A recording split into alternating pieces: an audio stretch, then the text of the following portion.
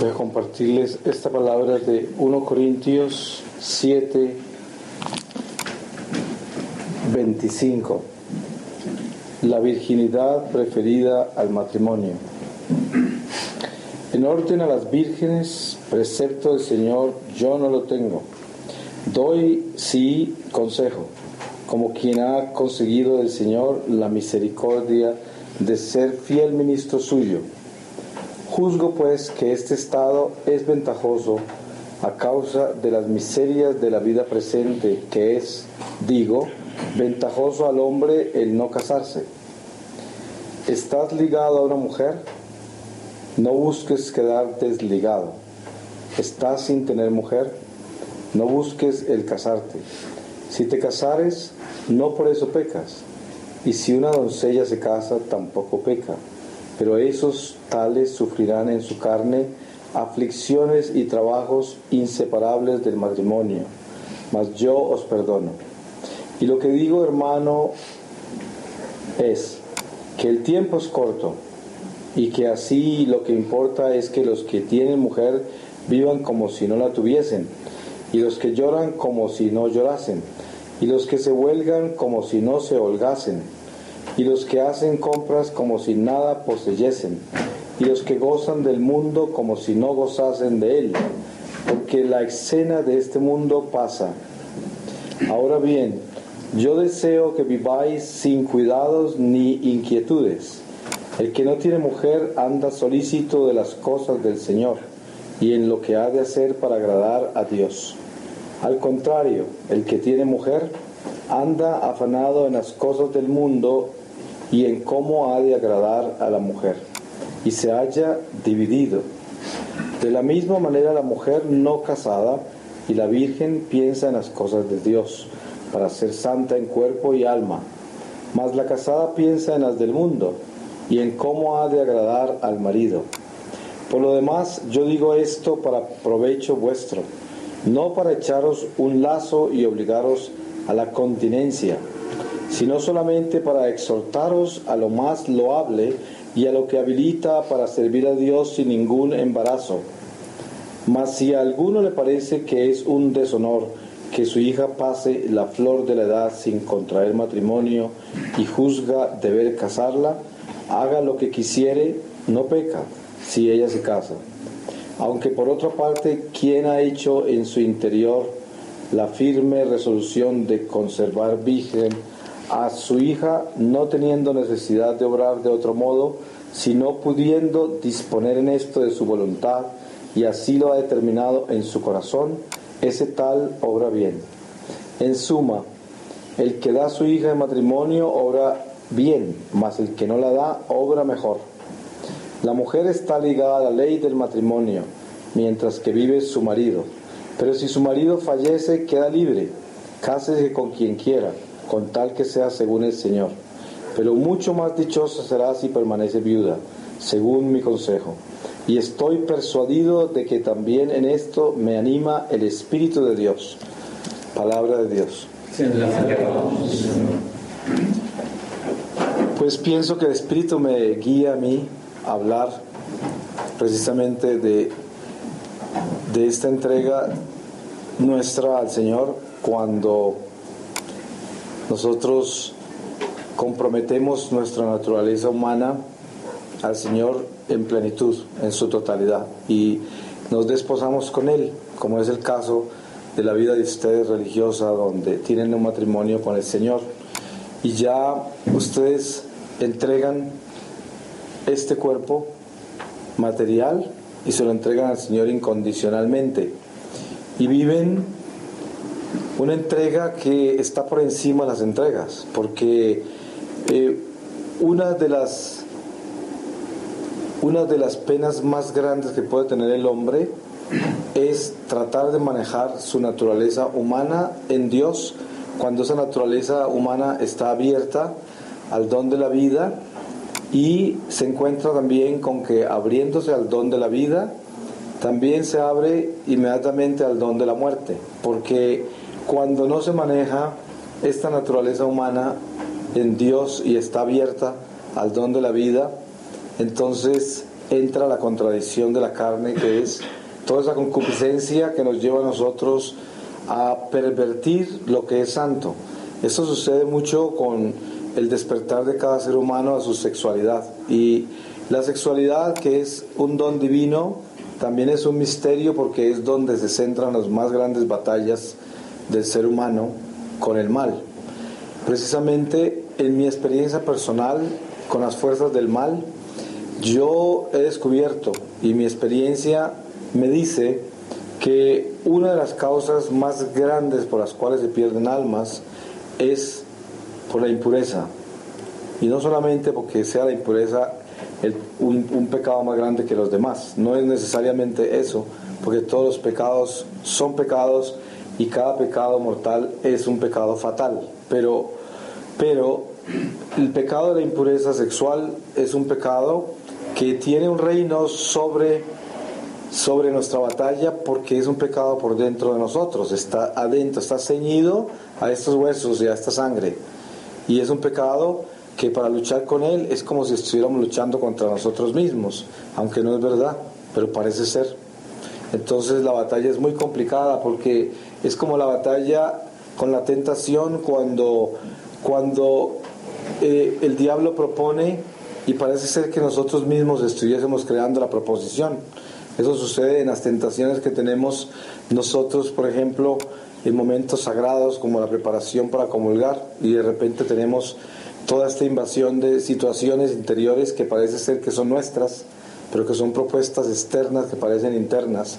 Y eso sucede con la carne, y cómo respira ella en las pasiones, y cómo se fermentan las pasiones, y parece que nosotros fuéramos el motor que las fermenta, y realmente somos el motor que las impulsa, pero no el que las fermenta realmente, sino que hay una fuerza en nosotros, como dice San Pablo, que en nosotros hay una ley que nos inclina a hacer el mal, y ese mal que no queremos, que terminamos haciendo, que es nuestra batalla, cuando está centrado en esa batalla de nuestra sexualidad, es algo demasiado complicado, porque disminuye, desnutre absolutamente todo nuestro ser. Con tristeza yo he descubierto algo terrible. En una oportunidad estaba en Medellín en una librería católica y tomé un librito, no me acuerdo qué libro era de la iglesia, y en ese libro decía que la masturbación era algo como natural, como necesario, y era un libro de la iglesia, y yo quedé muy impactado con eso. Hice unas investigaciones y me di cuenta que esa frase la habían metido allí, no pertenecía a eso, y después de las investigaciones llegué hasta el editor, y era aquí en Bogotá, por allá, por el 20 de julio, y llegamos al punto básico de eso y descubrí de dónde venía. Pero esto es lo que sucede. Hace muchos años atrás, un psicólogo católico canadiense sacó todo un tratado sobre la masturbación y lo predicaron por todos los seminarios y por todas partes, que fue como un golpe de la masonería canadiense. Yo le hice un descubrimiento a eso, que le hice un seguimiento con mucho cuidado, y descubrí de dónde venía.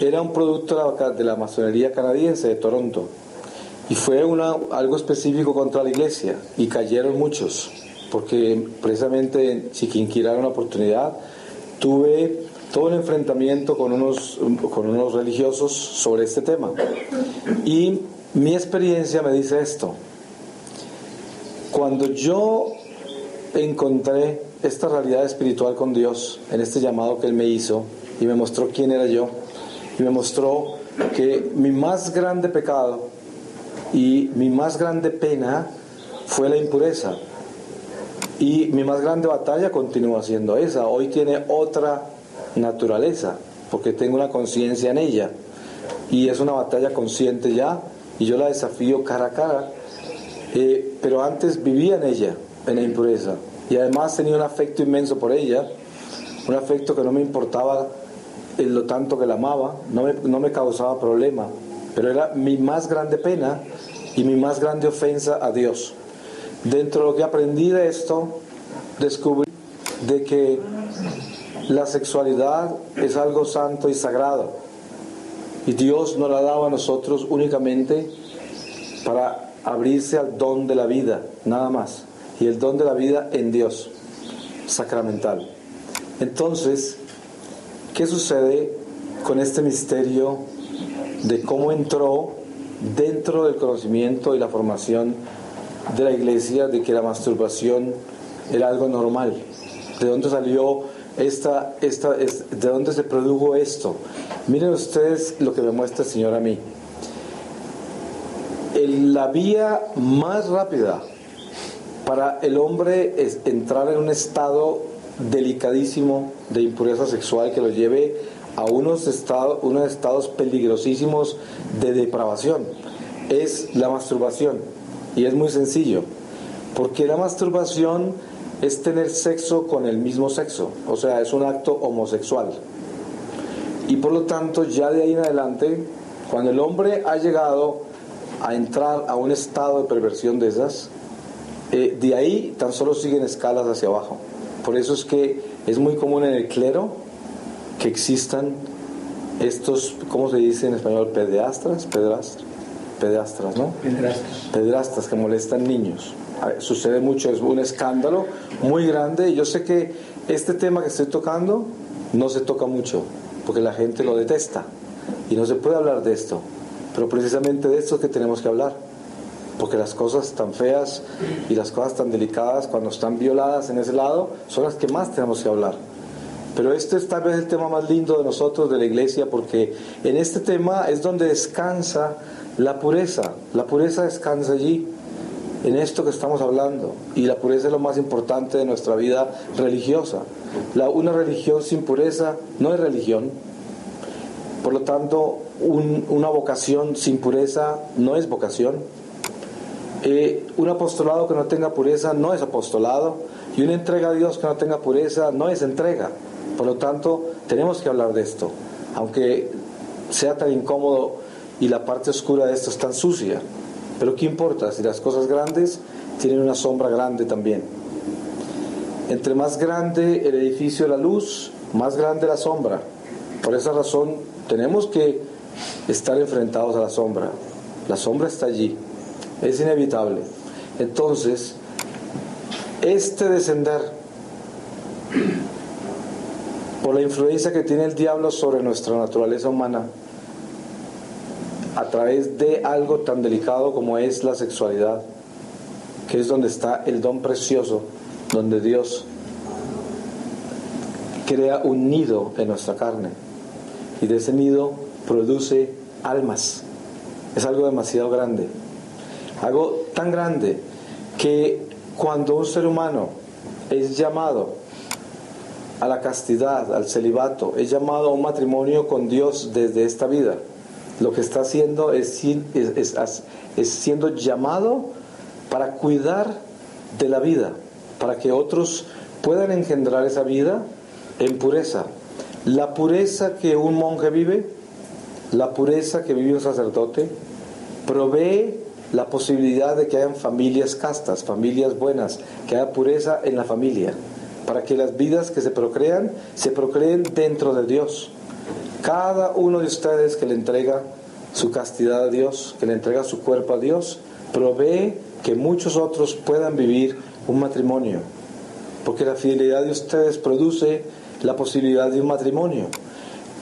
¿Por qué razón Dios, a través de una monja de clausura, de un monje, de un sacerdote, salva tantas almas por cada minuto de la vida de esa persona? Porque esa persona, ese monje, ese sacerdote le entregó su vida a Dios, y Dios utiliza cada minuto de su corta vida para salvar almas. Y de la misma manera, la castidad, la entrega del celibato a Dios, produce virginidad. Por un lado se cuidan las vírgenes, y por otro lado se cuida el matrimonio, se cuida el don de la vida. Es un respaldo directo. Cuando yo soy casto, yo estoy protegiendo la castidad de todos, de todos. Cuando yo creo en la pureza, protejo la pureza de todos, la pureza de los niños, la pureza de los matrimonios, la pureza de la misma iglesia. Y por eso es tan importante comprender el don de la pureza. Y por eso, cuando nosotros nos entregamos a Dios en un voto de castidad, eso quiere decir exactamente eso, es un voto de castidad. Y por lo tanto nuestra sexualidad está en Dios. Fíjese que en el paganismo encontramos, por ejemplo en el hinduismo, el Kundalini Yoga, que es un yoga de la sexualidad. Y ellos actúan en una forma opuesta, ellos actúan es en la acción de la sexualidad, la activación de la sexualidad, y a través de eso encuentran unos estados de éxtasis interiores, pero manejando la sexualidad en una actividad. Esto es indirectamente lo que propuso el demonio a través de la psicología humana a la iglesia con la masturbación, que es como un manejo de una actividad sexual consigo mismo. Esto es algo totalmente equivocado, no pertenece a, eso no viene de Dios, y eso no tiene nada que ver con la castidad, no es casto, al contrario, produce un efecto maligno, porque si una persona le entregó su vida a Dios, cuerpo y alma a Dios, y le entregó ese estado físico a Dios también, y Dios es el que habita en ese cuerpo, y ese cuerpo sometió todas esas emociones y toda esa vida sexual, se la sometió al Señor. Por lo tanto, esa actividad sexual toma otro nivel, entra a un estado superior. ¿Y cuál es el estado superior en que entra? Cuando yo conozco el silencio de Dios en mi corazón, el diálogo que tengo con Él ya no necesariamente es con palabras, sino con ese amor silencioso. Es como la esposa y el esposo se pueden sentar en la sala de la casa y no hablar, y se están amando intensamente, sin decirse en una sola palabra, porque ya el amor de ese matrimonio está concebido y no hay necesidad de probarlo con nada más que con estar juntos en silencio. Ese silencio, cuando lo trasladamos a esa entrega de lo físico con Dios, es la castidad, es el celibato, la pureza. Entonces, eso tiene que ser de verdad. Por lo tanto, la sexualidad, la acción física de la sexualidad ya no existe, está desconectada, pero se ha superado a algo mucho más grande. Por eso San Pablo lo explica, de que Él quiere evitarnos todas esas tribulaciones que trae la carne.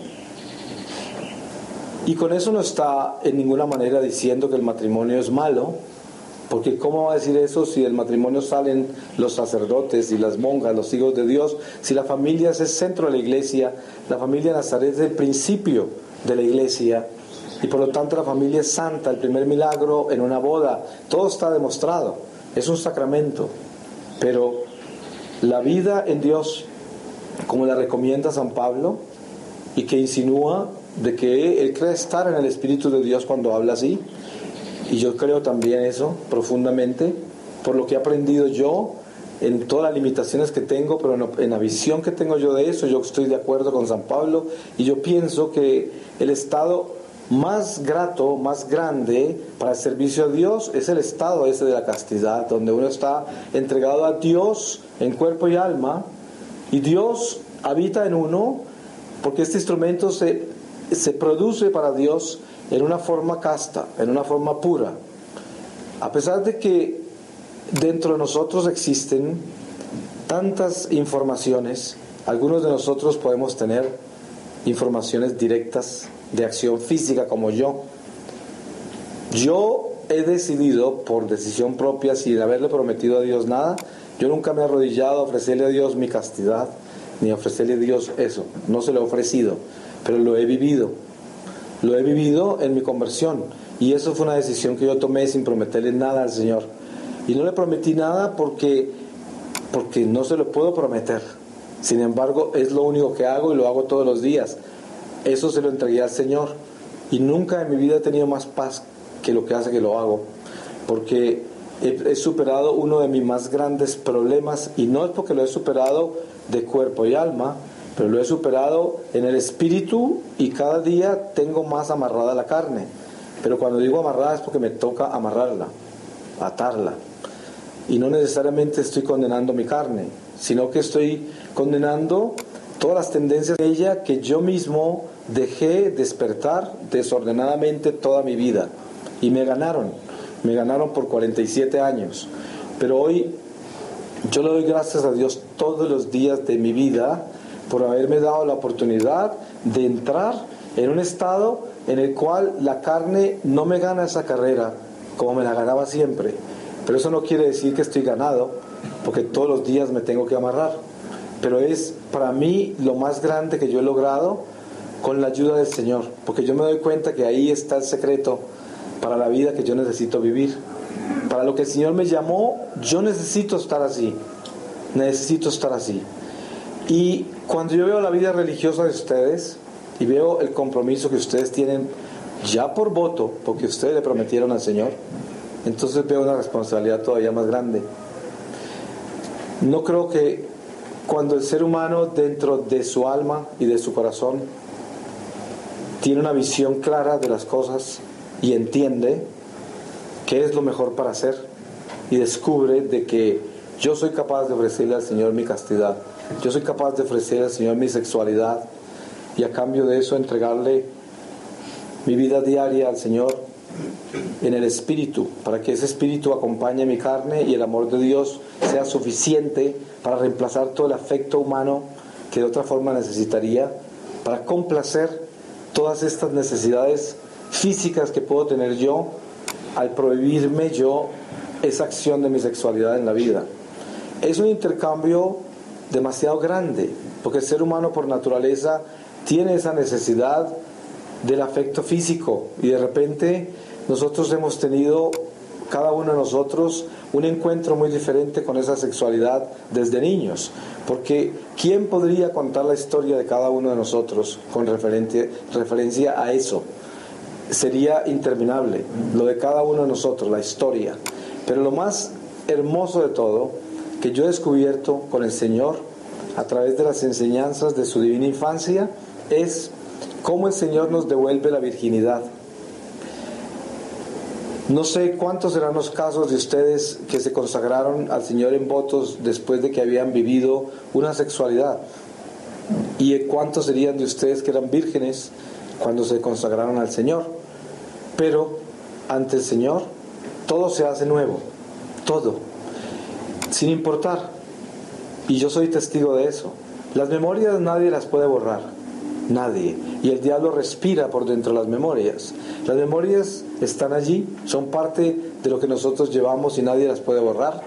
Pero una cosa sí se puede detener, y es la acción en la dirección contraria a lo que es la fidelidad a Dios. Y cuando uno decide esas cosas y cambia el rumbo, Dios lo hace nuevo, porque lo hace nuevo en todo sentido. Entonces, todo esto es para explicar una cosa muy importante. Yo creo, y la visión que yo tengo, es de que la castidad es castidad. Quiere decir, la sexualidad queda completamente inactiva físicamente y mentalmente y emocionalmente. No puede estar activa porque sería una contradicción. Por lo tanto, la masturbación no es permitida, porque la masturbación es tan grave como cualquier estado de fornicación, cualquier estado de una sexualidad impura. Es igual, sino que es peor. Es peor todavía, porque es un acto homosexual, porque es sexo con el mismo sexo. Es un acto animalístico. Entonces, de todas maneras lo son cuando son impuros, pero ese es el peor de todos y parece ser como el más inofensivo de todos. Pero fíjese cómo es de astuto el diablo, porque él hace ver la masturbación como algo prácticamente inofensivo e innecesario, pero no es así. Es precisamente quizás el acto de impureza sexual más peligroso de todos, el más peligroso, porque de ahí tan solo se puede degenerar a un estado obsesivo y se puede traducir en muchas cosas. Mire, yo estoy convencido, y hace poquito desafiaba a una persona en eso, y estaba correcto yo, porque esa persona confesó. ¿Usted sabe de dónde salen los herejes dentro de la Iglesia Católica? Esos que te terminan predicando cosas horribles, salen de la impureza sexual. Suena muy extraño esto, pero yo lo he descubierto cada vez más. Toda esta soberbia intelectual que hay en el clero y en la vida religiosa, esa soberbia de todos estos nuevos, esos teólogos modernos, todas esas cosas absurdas que inventan y todas estas cosas que escriben tan horribles, generalmente tienen un fondo de impureza sexual. Es un puro demonio de pura perversión y soberbia que quieren cambiar la verdad, transformarla, porque no soportan la mentira que viven. Entonces quieren hacer todo igual. Y eso tiene un fondo de impureza por dentro. Es una ira, es una rabia, es una venganza con el no poder ser puros cuando puros fueron llamados a ser y puros prometieron ser. Y eso produce dentro de sí, es como el esposo infiel, adúltero. Es un esposo que actúa de dos formas. Una, es el más generoso de todos, el que le da todo a la familia sin dar el amor verdadero, o es el más agresivo y más violento contra la familia. Uno de los dos. Pero ambos estados son malos. Entonces, ¿qué sucede con el monje o el sacerdote o la monja que son impuros? Pues se transforman en algo extraño. Claro, porque por algún lado se tiene que proyectar esa impureza. Hace poco cuando yo les compartía que estaba en ese cuartico en Lisboa, donde Jacinta pasó los últimos 13 días de su vida. Durante esos 13 días me cuenta la Madre Superiora que creo que fue en el día 11, el sacerdote que iba a dar la misa en el convento no fue. Entonces las monjas fueron a misa, creo que a una cuadra o algo así, a una iglesia. Cosa que no es muy común para ellas porque ellas son de claustro, yo no sé cómo sucedió eso. El caso es que la Madre Superiora estaba con Jacinta en una iglesia cerca al convento. Y cuando ellas fueron, la monja vio que Jacinta se recogió toda y estaba mirando para el suelo. Y la monjita le preguntó a Jacinta, ¿por qué estás así? ¿Qué te pasa? Y no quería decirle nada. Dice, mira para adelante porque tienes que mirar, en el momento de la elevación no vas a mirar para abajo. Dice, este es el sacerdote más santo que nosotros conocemos. Y Jacinta le dijo, no, él es muy malo. Pues eso se quedó así. Jacinta se murió. A los 3 meses salió el escándalo más grande de esa iglesia, de manos de ese sacerdote, por unas cosas muy espantosas de impureza. Y Jacinta lo había visto. Y la madre estaba convencida que era un santo. Pero después, investigando bien toda la vida de este hombre y la forma en que él vivía su sacerdocio, se veía ese fenómeno tan grande que había de cómo él equilibraba esa impureza, cómo se presentaba en su sacerdocio. Y es muy claro que el hombre que vive esa angustia interior por la impureza sexual se proyecta en una forma peculiar, en todo, en lo que predica, en la forma en que trata a los demás, en la forma en que siente las cosas, todo lo tiene pervertido. Y ese es el demonio más peligroso de nuestra iglesia. Fíjense en que uno de los males más comunes dentro del clero es la impureza sexual y por lo tanto trae esa soberbia intelectual que produce todos estos fenómenos de esa teología que tenemos hoy tan espantosa y que la hemos tenido en diferentes épocas de la iglesia, porque no es la única vez que se producen estos fenómenos. Es como en los Estados Unidos,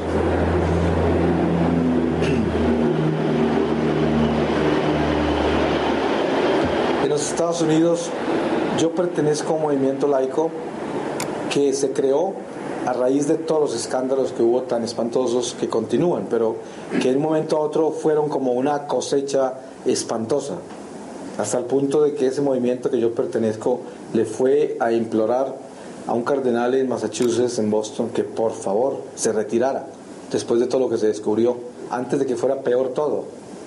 Y después de eso fueron muchos los acontecimientos que yo les podría numerar a ustedes, que son interminables, pero descubrimos cosas tan horribles que no se pueden ni contar, pero lo más triste de todo es que estando yo aquí en Bogotá, en el sur, en una iglesia, estaba yo dando una charla y de repente, cuando terminó la charla, el sacerdote se subió a dar una explicación de mi charla y yo sentí algo muy extraño y muy malo, porque prácticamente la explicación que dio negaba todas las cosas que yo había revelado, las que me había revelado el Señor, las puso en un estado prácticamente de ridículo, especialmente todo lo que tenía que ver con la sexualidad. Entonces pues yo me quedé muy incómodo. Este sacerdote pertenecía a una comunidad religiosa, y después de yo comunicar estas cosas a las personas encargadas de eso, se hizo la investigación y preciso descubrimos todo un seminario de homosexuales, un seminario entero, manejado por ellos. Entonces se han descubierto cosas muy complicadas, pero esto no es una gran sorpresa. Yo hablo de esto porque una de las enseñanzas más grandes que yo recibí del Señor sobre la batalla espiritual es de que el diablo está formado en un ejército. Y esto no es ningún secreto para ustedes. Es un ejército, el ejército de ángeles caídos. Los soldados rasos del demonio son las almas malditas. Entonces, ¿qué sucede con esto? Un alma demonizada queda eternamente esclavizada a un coro determinado caído de ángeles, el cual lo tumbó y a él le pertenece, y queda esclava eternamente. Esa alma es un vínculo de tentación al estado primario humano, que sería un laico, seríamos el hombre del mundo común. Para que a un laico, a una persona común, le entre un principado a las tinieblas, le entre ángel caído, tiene que haber ya entrado en acción directa en ese pecado, y ya le entra jerarquía, que es un estado de pecado mortal gravísimo, porque esos son los estados que pueden llevar un alma al infierno si se mantiene allí. Para todo lo que es consagrado, todo ser consagrado, la tentación no viene a través del alma maldita, la tentación viene directamente del ángel caído. Lo tienta el ángel caído, y por esa razón los pecados del consagrado tienen esa trascendencia y tienen esa dimensión mucho más grande. Lo que yo decía hoy acerca de la comparación que les puse con Pablo Escobar, que decía, ese hombre pagaba $1 millón para matar a un policía, y les comparaba de que el diablo paga el $1 millón para tumbar a un religioso, porque es un policía para él. Entonces, ¿a quién creen ustedes que le manda el diablo para tumbar a un policía de Dios? A alguien que está armado en la forma que están armados ustedes. Le manda a alguien con jerarquía. No le manda a cualquier policía raso, le manda a un jerarca que tenga armas para poder combatir con las de ustedes. No porque sean más poderosas las armas, sino porque tiene algo mucho más peligroso que lo que tiene un soldado raso, que tiene que pasar por un proceso de tentaciones y un proceso de acercamiento al alma que es mucho más complicado que el proceso que tiene un ángel para caer encima de ustedes, porque si ustedes abren la ventana se les entra el ventarrón del infierno, porque ustedes se les ha sido dado todo y ustedes pertenecen ya en matrimonio al Señor. Ustedes tienen lo que yo voy a tener el día que me muera si me porto bien, que es el matrimonio con Jesús. Ya lo tienen. Y eso es lo que todas las almas en la tierra están aprendiendo y se están preparando para poder lograr lo que ustedes ya hicieron. Entonces, toda la humanidad entera está aprendiendo la lección del amor para casarse con Jesús al final de esta vida. Toda la humanidad entera. Y a ustedes se lo dieron ya en vida. Entonces, ¿qué sucede con eso? Con las fuerzas del mal, que tienen una batalla demasiado trascendental comparado con las personas que no están consagradas. Una batalla trascendental. ¿Y por dónde es la batalla más dura de todas? A través de ese estado temporal físico. ¿Y cuál es el estado más sensible de todos en ese caso? La sexualidad. Entonces, muchas veces nosotros adormecemos la sexualidad, la adormecemos, pero no la entregamos. Y está como dormido algo que es como si estuviera despierto, a veces hasta peor cuando está dormido. Eso sucede con personas que son, por ejemplo, que las llaman introvertidas. Entonces, de pronto se comen todo y no dicen nada. Y un día se explotan, porque no saben manejar la información que están tomando, las emociones, y las almacenan y no las desahogan. Por esa razón viene aquella astuta psicología del diablo que dice la masturbación es buena para el religioso, para el sacerdote, porque lo deja desahogarse y con eso pues mantiene un equilibrio. Fíjense en dónde está el truco, porque no se trata de eso. La psicología humana le dice a la persona, no puede ser tan inhibido, desiníbase, explote, diga lo que siente, dígalo, porque así usted tiene más libertad y así se ofende a la gente, usted tiene más capacidad de no mantener dentro de usted todas esas emociones. Pero para poder uno hacer eso, tendría que tener una sabiduría increíble de con quién hacerlo, cómo hacerlo, dónde hacerlo. De lo contrario acabaría con todas las amistades, terminaría solo. Pero ¿qué sucede con la sexualidad? El Señor nos muestra a nosotros algo completamente definido, y lo sabemos nosotros, todos lo sabemos. Cuando nosotros hacemos votos de castidad, entregamos todo eso al Señor, lo entregamos de verdad. Y por lo tanto no podemos tener ninguna actividad en eso, no la podemos. Y si la tenemos, estamos completamente desnutridos espiritualmente. Cuando usted le da acción a la carne en su sexualidad, teniendo votos de castidad, usted está en una desnutrición espiritual total. No es posible por ninguna forma de que usted tenga ningún crecimiento espiritual en la dirección correcta. No es posible, lo tiene atrofiado, no se puede, es imposible. Y la gente alegará cosas diferentes, porque la psicología moderna está alegando cosas muy diferentes. Se está justificando hasta el homosexualismo como algo natural, eso lo sabemos nosotros. Él contradeciría totalmente la palabra de Dios, y sin embargo hay inclusive sacerdotes. Hace poquito en Monclova, en México, el obispo invitó a un sacerdote homosexual inglés, que es de Liverpool, a dar una conferencia al clero de la naturaleza del homosexualismo, como es algo natural y cómo debíamos nosotros aceptar al homosexual como alguien normal, alguien que, es decir, no es porque yo diga de que uno no va a aceptar a una persona que tenga tendencias homosexuales, que no lo pueda aceptar uno como normal. Pues claro que sí, porque para que una persona sea homosexual tiene que actuar sexualmente en esa homosexualidad. De lo contrario, nunca entraría a llamarse un homosexual por sus tendencias. Es como dice, hay personas que tienen tendencias a atraerse en animales, los zoofílicos, tienen atracciones físicas a un animal. Eso no quiere decir que esa persona se convierta en un zoofílico por solo sentir esa atracción. Para poderse convertir en eso tendría que actuar sexualmente con un animal y cometer un acto de esa naturaleza.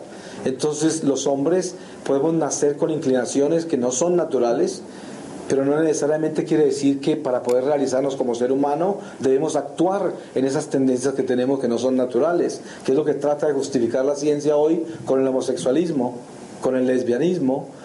Y no es verdad, esas son fuerzas demoníacas, porque si fuera verdad, la palabra diría otra cosa.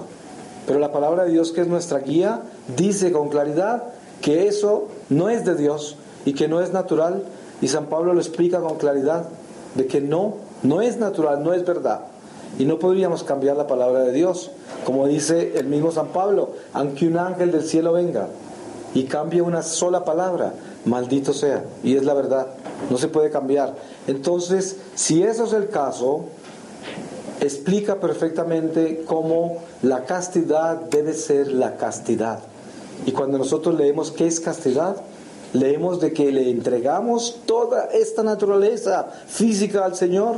Se la entregamos toda, no un pedazo. No dejamos un pedacito para desahogarnos por allá.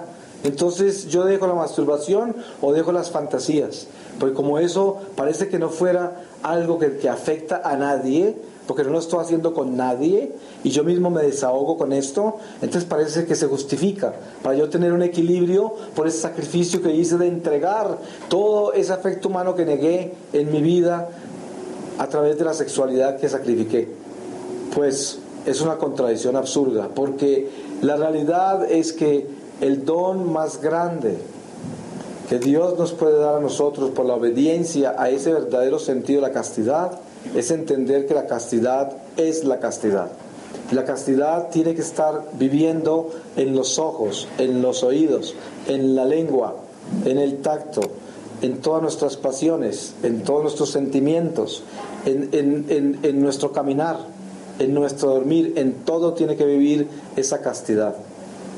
San Juan Clímaco habla de algo muy lindo cuando dice, dentro de lo que les enseñaba a sus monjes con toda esta espiritualidad de Oriente, les decía, cuando se despierten, Si están muy despiertos, levántese inmediatamente, no se quede acostado. Era una de las enseñanzas de él. Yo he seguido ese consejo de él, porque me pareció perfecto. El lugar más peligroso para quedarse es acostado cuando está despierto. Si yo me despierto y oro y no me duermo, lo que hago yo es que me levanto, porque ese es un estado predilecto para el diablo entrar contra el casto, contra aquel que tiene entregada esa sexualidad al Señor. Y hay muchos estados como eso. Por eso, dentro de las enseñanzas de San Juan Clímaco, descubrí muchas de las cosas que el mismo Señor a mí me mostró sobre mí, y cómo Él me guió para que yo me defendiera de mí mismo, de todo lo que yo había dañado por el desorden que tuve con las pasiones toda mi vida. Y yo nací en una cultura que precisamente es esta misma cultura acá, en esta región, donde nací en un pueblo donde que para ser hombre a los 11 años nos llevaban donde las prostitutas para asegurarnos que no nos volviéramos homosexuales. Y esta era parte de las enseñanzas que teníamos, y hablar de esas cosas era natural, y la impureza era algo natural, y el hombre podía tener amantes, y la esposa sabía y estaba en la casa como la reina, las demás son las amantes del marido, en silencio todo. Eso no se habla realmente abiertamente, pero entre los hombres sí, y no todos son así obviamente, porque dentro de esta región hay gente muy santa y hay muchas vocaciones, pero al mismo tiempo hay una decadencia espantosa con la que yo crecí.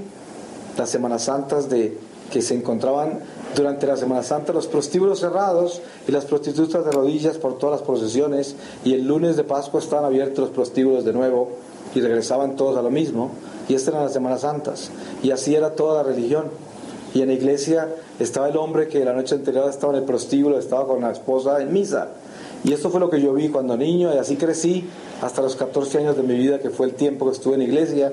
Yo tuve una visión muy diferente de la iglesia cuando crecí dentro de la iglesia. Pero hoy, cuando se ven las cosas con los ojos del Espíritu, se puede decir que yo considero que los votos que uno hace al Señor son votos, y tienen que ser totales, no pueden ser parciales, no pueden tener dimensiones, no pueden tener niveles. Absolutamente no. Es como decir, el esposo se casa con la esposa, y de pronto un día se siente y le dice: mira todo lo que yo he hecho para hacerte fiel. Es como sacarle en cara la fidelidad. ¿Cómo podría ser eso? Eso causaría la duda más grande de su esposa, porque ya consideraría que ese esposo no es fiel, solo con pronunciar eso. Yo le digo a la gente: nunca te sientes a discutir tu virginidad, porque la pierdes. Es como aquellos que le abren la puerta al testigo de Jehová para hablar con ellos, que le abren la puerta al evangélico, le abren la puerta a estos para hablar con ellos. ¿Qué hay de malo con eso? Pues miren, el que se siente a discutir su virginidad la pierde. Eso no se discute, la virginidad no se discute. Por eso nuestra fe no está en discusión, no está en argumentos. No podemos argumentar las cosas, la verdad no se argumenta. Y por eso no podemos darle dimensiones ni niveles a la castidad, de ninguna manera, porque en eso no hay negociaciones. La virginidad es la virginidad, la castidad es la castidad, y no puede tener niveles. No hay forma de darle niveles, porque uno no puede ser medio bueno, no puede ser. Si uno quiere ser bueno, debe decidir ser bueno del todo.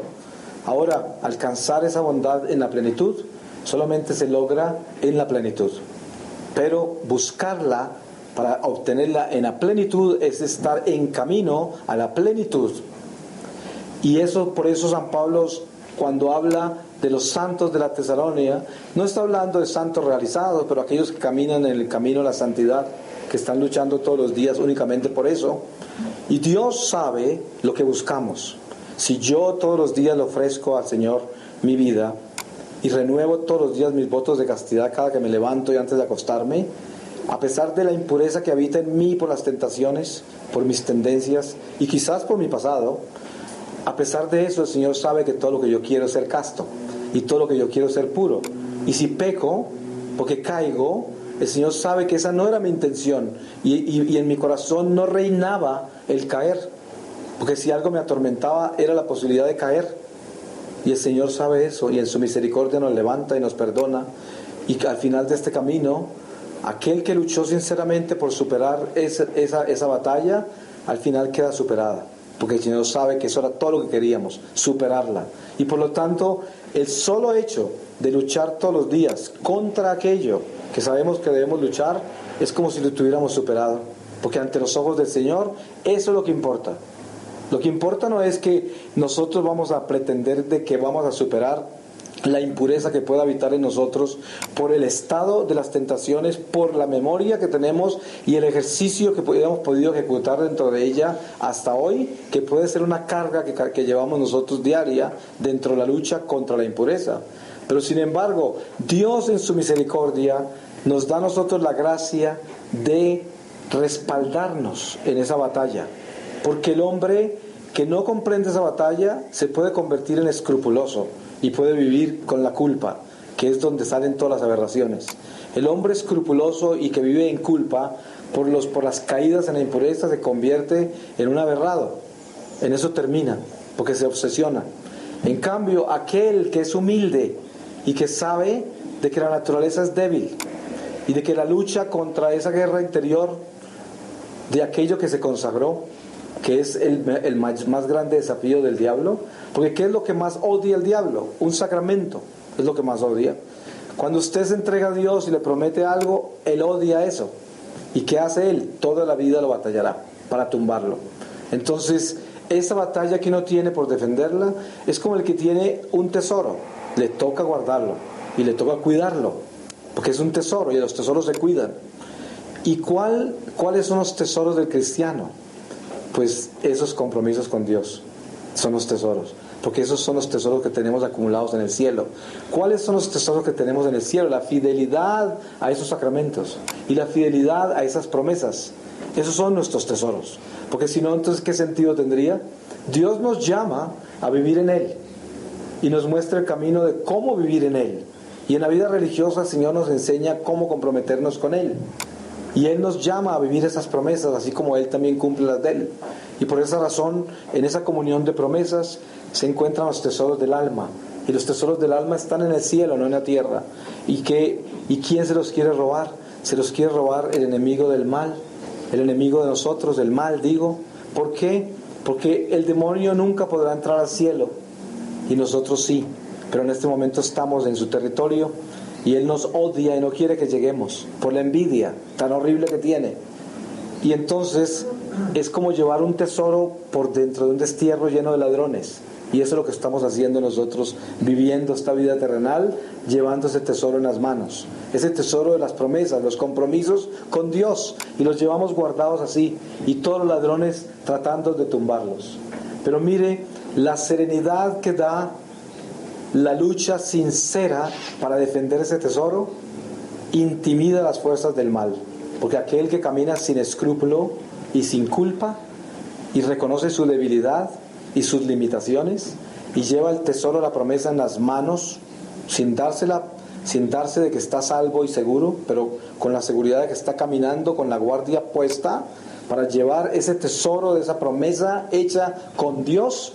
Eso le da la seguridad de una vida en santidad, que es precisamente la razón por la cual una persona que tiene esa seguridad de manejar y defender su pureza es una persona que es un guardián de la pureza de todos los demás. Ese es, a pesar de que su lucha es intensa y grande. Pero ¿quién podrá hablar de la pureza sino aquel que está haciendo todo lo que puede por defenderla? Ese. ¿Cómo podrá hablar de la pureza un monje que se masturba? ¿Cómo podrá un sacerdote hablar de la pureza con un penitente cuando está ejercitando su sexualidad impuramente? ¿Cómo podrá, con qué autoridad? ¿Cómo podrá ayudarle al otro? No le puede ayudar. De repente hasta lo pervierte. Y eso es lo que sucede. Por esa razón, nosotros tenemos una responsabilidad muy grande, y es que debemos llevar nuestras promesas como un tesoro. Y sabemos que este tesoro tiene enemigos que son los ladrones, que les encanta robar tesoros. Y ese tesoro lo tenemos que llevar guardado con la seguridad y la certeza de la humildad. La guardia más grande de los tesoros espirituales es la humildad. Ese es el guardián más grande de todos, la humildad. Porque la humildad nos muestra nuestras limitaciones. La humildad nos muestra nuestras debilidades. La humildad nos hace conscientes de nuestra ignorancia. Y somos el ciego. Pero cuando un ciego es humilde, el lazarillo lo lleva fácilmente. Casi que el ciego no necesita ser tomado de la mano. Casi que el ciego presiente el lazarillo, camina detrás de él, sin necesidad de ser tocado. Cuando nosotros miramos nuestra vida con relación al Espíritu y vemos el ángel guardián y miramos esto en un lenguaje espiritual, descubrimos que nosotros somos guiados por el ángel guardián en medio de esta ceguera espiritual en que vivimos. Y si nosotros llevamos la humildad en nuestro corazón, el ángel nos guía con una docilidad y una facilidad increíble por dentro de esta ceguera en que caminamos. Cuando usted ve un cieguito entrar a un cuarto donde está la gente que es buena, el cieguito entra y todas las personas que están ahí están pendientes de asegurarse en que ese cieguito no se caiga, que llegue a donde va, que encuentre todo lo que está buscando. Todo el mundo cuida de ese cieguito. Esa es la vida nuestra en la tierra. Nosotros somos ese cieguito, y esos que están mirando el cieguito es toda la corte celestial. Si nosotros tenemos esa humildad de caminar en esta ceguera, pero caminar con humildad, toda la corte celestial nos puede guiar en todo momento y llevarnos a donde tenemos que ir y hacer lo que tenemos que hacer con relación al Espíritu. Porque ese es el caminar de nosotros. Y para eso, dentro de esta vasija que se le ha entregado al Señor en castidad, se tiene que tener la conciencia plena de que es la castidad la que entregamos. Y por eso tenemos que cuidarnos mucho de todas estas fábulas y todas estas psicologías y todas estas filosofías y todas estas teologías modernas y toda esta perversión que se vive hoy dentro de la misma iglesia, todas estas mentiras, porque la realidad es de que no existe psicología que pueda negociar la pureza. No existe, porque la pureza no se negocia. La pureza es la pureza y tenemos que cuidarla como pureza. Y si yo le entrego esta vida física al Señor, se la entregué. Y no puede negociarse absolutamente nada. Y por eso mi lucha diaria es consagrarse al Señor. Es como la consagración de la lengua. Sabemos que uno de los elementos más peligrosos que tenemos nosotros para desnutrir nuestra alma y nuestro corazón es nuestra lengua. Y por eso uno de los ejercicios espirituales más importantes y más determinantes de nuestra vida es consagrar esa lengua al Señor. Inmediatamente nos levantemos, antes de que la abramos, antes de que abramos la boca, y consagrarle al Señor antes de acostarnos todo lo que dijimos en el día, para que podamos tener toda esta guardia encima de las palabras. Pero si eso es con la lengua, ¿cómo será con nuestra sexualidad? Cuando ahí tenemos nosotros la guardia más importante de nuestra vida en lo que se respecta a la entrega de esta vida física al Señor. Porque de ahí depende de que ese Espíritu Santo pueda desplazarse en esta vasija de barro en la plenitud que quiere desplazarse para hacer la obra que se va a hacer con la consagración que se le entregó al Señor. Porque cada ser humano que se consagra a Dios en votos es un instrumento de salvación de miles y miles y miles de almas por cada minuto de la vida del consagrado. Miles, porque esa persona entregó su vida y entregó todos los segundos de su vida que de otra forma los hubiera vivido para sí mismo en el mundo, viviendo la plenitud de la fisicalidad del mundo material, y lo entregó al Señor. Y por lo tanto, toda la vida material de los otros seres humanos puede ser reparada y purificada a través de la persona que se consagró. Por eso los votos de consagración no son personales, nada que ver. Sí, es un principio, pero si yo estoy de guardián en una joyería, pues no simplemente tengo un empleo para sostener a mi familia, no, yo estoy defendiendo esa joyería. Eso es lo que estoy haciendo ahí. Me pagan por eso y con eso también sostengo a la familia, pero lo que yo estoy haciendo es defendiendo la joyería. Entonces, si yo le entrego los votos al Señor de castidad, pues no solamente estoy defendiendo la pureza de mi cuerpo, no. Eso es parte de lo que Dios le está dando, Por eso se dice, busca primero el reino de Dios y todo lo demás llegará por añadidura. Entonces esa fortaleza que uno tiene para defender el voto que hizo, viene por añadidura si se da cuenta que los votos los hizo para hacer la obra de Dios, o sea, para contribuir en ese plan de la salvación. Entonces, ¿yo qué estoy haciendo cuando hago un voto de pureza? Estoy contribuyendo a la salvación de las almas. Entonces yo con ese voto de pureza, ese voto de castidad, estoy defendiendo la pureza de la humanidad. Y a través de mi castidad, el Señor puede defender la virginidad de cientos de vírgenes, puede defender la unión de los matrimonios, defender la posibilidad de que la gente llegue a casarse por mi voto de castidad.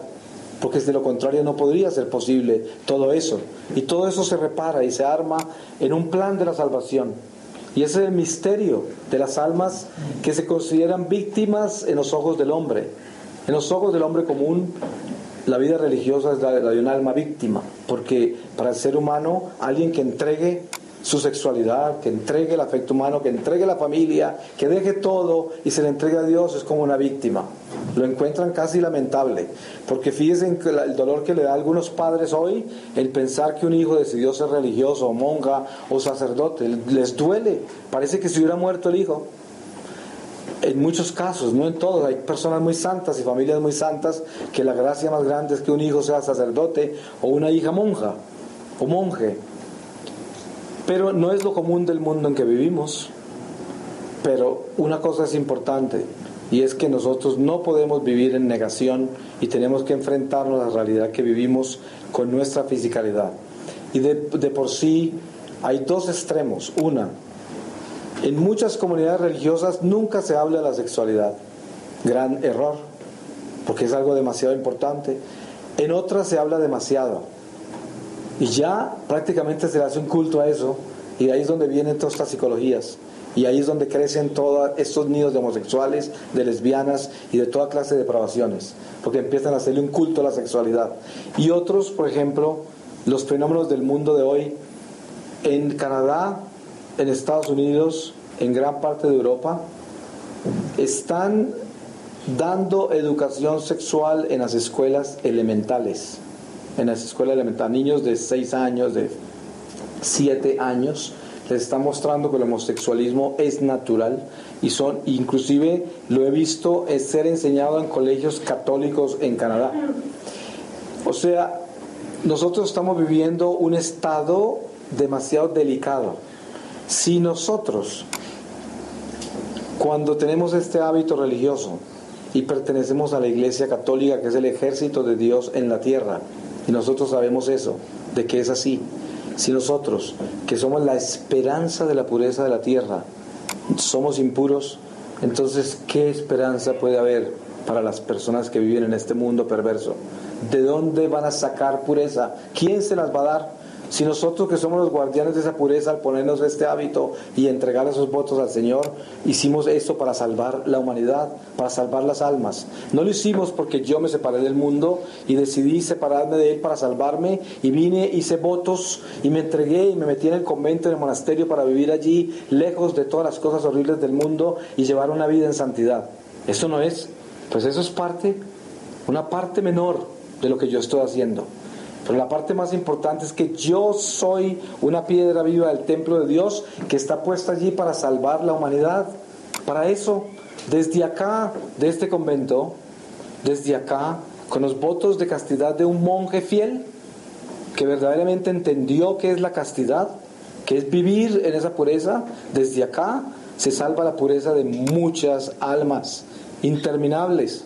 Eso solo se verá ante el tribunal del Señor en el momento de la muerte. Pero esa es la razón. La razón no es que yo me fui a la vida religiosa, no es que yo hice votos para yo salvarme y santificarme y entrar en esta vida tan especial. Eso es lo menor, eso es lo más chiquito lo que hice. Lo más pequeño de todo fue eso. Lo más importante es que yo me alisté en la milicia y voy a defender almas. Voy a defender territorios de almas, y con ese don de la castidad voy a defender la pureza. Y soy un soldado que defiende la pureza, pero la tengo que defender viviéndola, la tengo que vivir. La impureza se manifiesta en la lengua, con las palabras que salen de nuestra boca. Una persona sarcástica casi siempre es impura sexualmente. Una persona que es cruel con los demás casi siempre es impura sexualmente. O está llena de escrúpulos y de obsesiones. Y todas estas cosas se manifiestan así. La pureza sexual produce humildad. Es lo primero que trae. Porque se bajan todas esas pasiones. Se le baja el volumen a toda esa humanidad rebelde. Y el hombre descansa. Y ya no tiene todos esos afanes. Ya no tiene todas esas pasiones y esas necesidades de expresar tanta basura y tanta cosa horrible que produce la impureza. Hay en la lengua del impuro hay un veneno que está pronto a salir todo el tiempo. Porque no hay cosa más corrupta que una impureza dentro de la vida religiosa. Una impureza dentro de alguien que tiene votos. No hay cosa más fea que una mujer casada que es adúltera. Es horrible verla con otro. Eso hiere los ojos, los oídos, todo. Es algo horrible. Lo mismo pasa. Todas las cosas son un desequilibrio que no producen sino desarmonía, incoherencia en todo. Y le hacen daño a las almas. Entonces, a cambio de ser los que salvamos almas, somos las que las condenamos, porque las estamos escandalizando y empujándolas al abismo. ¿Cuántas personas sufren porque descubren cuando están grandes, de cuando estaban chiquitos, como acólitos los molestaban, y después pasó esto y aquello, y resulta de que en el conjunto de toda esta economía del alma, todo eso fue una persona que irresponsablemente hizo votos que no cumplió. ¿Cuántos hijos hay de estos matrimonios separados, divorciados, que son tragedias de hijos que cuando se casan se divorcian y siguen como maldiciones en las familias por todo lo que hicieron aquellos que hicieron votos y no los cumplieron? Por esa razón los votos son para cumplirlos, para eso son. Más vale que el Señor nos quite la vida hoy mismo, sería mejor. Yo les aseguro que sería mejor. Si usted hizo votos y usted no los cumple, debía arrodillarse y decir al Señor: Señor, llévame, quítame de acá, porque entre más días viva con estos votos rotos, más daño le voy a hacer a las almas. Ya es suficiente con el daño que estoy haciendo hoy. Llévame y quítame la vida hoy mismo. Sería mejor, sería mucho mejor. Porque ¿para qué darle la oportunidad a todas estas fuerzas del mal, que no son exactamente almas malditas, que son principados de las tinieblas, los que atacan a aquel que hizo votos? ¿Para qué razón en convertirnos en instrumentos del diablo? Para eso tiempo sobra. El mundo está lleno de demonios, el mundo está lleno de instrumentos del diablo. La prueba está que estamos viviendo los tiempos más difíciles de toda la historia de la humanidad, los más difíciles de todos. La gran mayoría de los seres humanos en la tierra son producto de la fornicación y no del amor. Sin embargo, Dios nos da esa oportunidad de la vida a cada uno y quiere salvar a todas las almas. Pero si nosotros, que fuimos llamados a vivir esta fidelidad a Dios por intermedio de estos votos, no somos fieles, somos una desgracia para la iglesia. Una desgracia total. Pero qué hermoso es cuando el ser se eleva por encima de su miseria y le implora al Señor que le dé esa fortaleza para vivir la promesa que se le hizo, y se convierte en un verdadero instrumento de Dios para la salvación de las almas. Qué belleza que hay en ese corazón, porque eso es el tesoro de la iglesia, que brilla entre aquellos que aman al Señor y le son fieles. Brilla y le da esperanza a todos. Un monje fiel, un sacerdote fiel, que vive detrás de esas promesas que hizo y camina con esas promesas, es una torre de luz. Una torre de luz. Es el miedo de los demonios, el terror de las tinieblas, el terror. Porque no hay nada que aterre más al demonio que una virgen. No hay nada que aterre más al demonio que la pureza. Lo aterra, lo destruye completamente. Y por eso esos votos son tan poderosos. Y tenemos que cuidarlos como una virgen, cuidarlos. Y no podemos negociarlos, ni podemos intelectualizarlos. Tenemos que vivirlos espiritualmente y entregárselos a Dios con toda la sinceridad, porque de eso depende de que lo que nosotros estemos haciendo tenga fuerza espiritual. De lo contrario, va a ser aire solamente, que se desinfla con nada. Tenemos que vivir con esa certeza de que nuestro tiempo es muy corto, demasiado corto.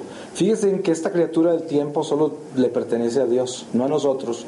Nosotros no sabemos ¿cuándo va a terminar esto? ¿Cómo vamos a saber eso? No sabemos. Y entonces, qué terrible sería encontrarnos con los votos rotos en presencia del Señor. Esa sería una tragedia que no tiene siquiera forma de describirla. Por eso el dolor del alma es tan impresionante que esa alma no podrá mirar al Señor por siglos quizás, de ver todas las almas que se dejaron de salvar. Por eso, desde este recinto humilde y sencillo como es este monasterio, desde esta espiritualidad tan elemental como es la espiritualidad de San Francisco, desde este pesebre que es esta comunidad, este pesebre, desde acá tenemos que despertarnos al compromiso verdadero, que es la humildad que pueda ser guardián de estos votos. Y nunca es tarde, porque no importa en qué estado me encuentro yo hoy como monje o como sacerdote, no importa, porque Dios nos hace nuevos en este instante. Lo importante es que yo me levante encima de mis cenizas y le diga: Señor, yo quiero vivir mis promesas, quiero vivirlas de verdad. Yo quiero ser un instrumento de la salvación de las almas. Yo quiero, por encima de mí mismo, por encima de toda esta rebeldía y esta incapacidad mía, llevar a cabo la obra para la cual me creaste y llevar a cabo la misión que te prometí cumplir. Y eso es lo importante. Lo importante no es preocuparme cuánto no he hecho y lo malo que he hecho, sino lo que yo he descubierto, lo que tengo que hacer y cómo lo debo hacer correctamente. Y para hacerlo correctamente simplemente tengo que tomar una decisión seria y levantarme en estas cenizas y decir: quiero vivir los votos que hice, los quiero vivir, y gritarlo a los cuatro vientos, implorárselo al Señor, y todos los días implorarle que amarre toda esta naturaleza para que esos votos se hagan vida y para que esos votos sean espada contra el diablo, para que sea esa palabra que brota de nosotros, que es una palabra que lleva la lucha interna de ese querer solo ser fiel, nada más, no ser infiel, de ese querer ser puro, no impuro, de ese querer ser pobre, de ese querer ser obediente, de esos votos que vivan en nuestra alma a pesar de las contradicciones de mi naturaleza.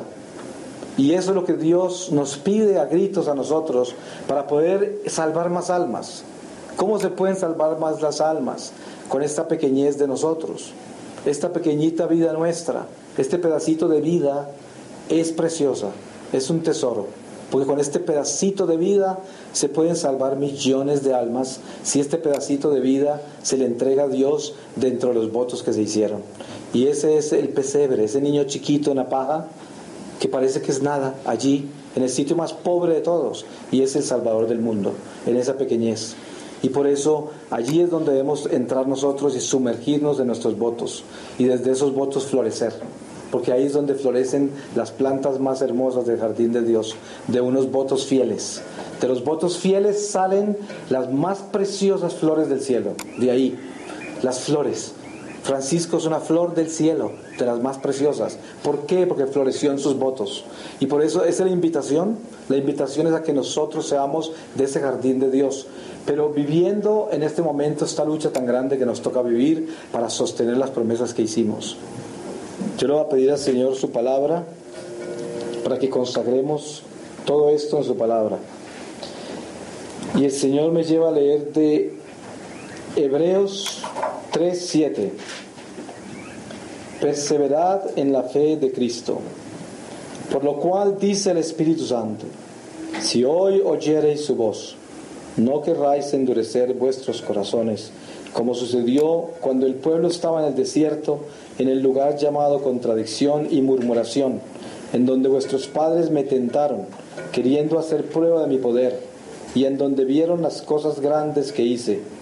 Yo sobrellevé a aquel pueblo con pena y disgusto por espacio de 40 años y dije: este pueblo sigue siempre los extravíos de su corazón. Él no conoce mis caminos, y así airado he jurado que no entrarán en el lugar de mi descanso. Mirad pues, hermanos, no haya en alguno de vosotros corazón maleado de incredulidad hasta abandonar al Dios vivo. Antes, amonestaos todos los días los unos a los otros, mientras dura el día que se apellida de hoy, a fin de que ninguno de vosotros llegue a endurecerse con el engañoso atractivo del pecado. Palabra de Dios. Pues le damos gracias al Señor y le pedimos misericordia para que nosotros podamos ser flores del jardín del cielo.